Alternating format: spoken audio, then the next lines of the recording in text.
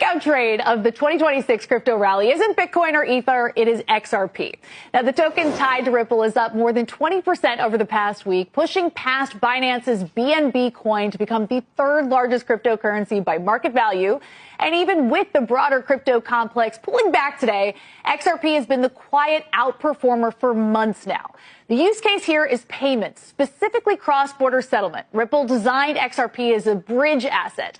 When a bank or payments provider needs to move value from dollars to yen, XRP can sit in the middle and help settle that transfer in seconds instead of days. Now, it's aimed at financial institutions and payment rails, which is a very different pitch from Bitcoin's digital gold narrative.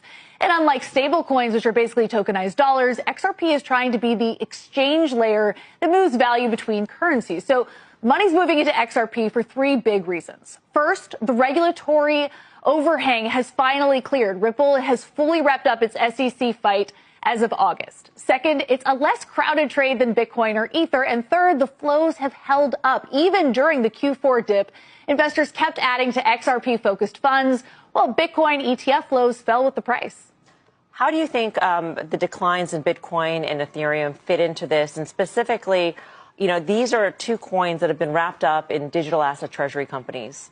And so there's this whole concern that there's going to be forced selling. So there's sort of that dynamic hanging over, just the decline in those assets in particular. And so maybe it's not surprising that investors are seeking an alternative within the crypto space. Well, precisely. In 9 days from now, the MSCI is going to decide whether names like Strategy can remain as part of the index. You might see other forced selling as part of that. And then you've got XRP, where there's just a lot more upside. And yes, they're coming from a lower base, but that's part of why when you saw the spot Bitcoin ETF selling off in Q4 and all these net outflows, XRP accumulation was quietly gaining momentum.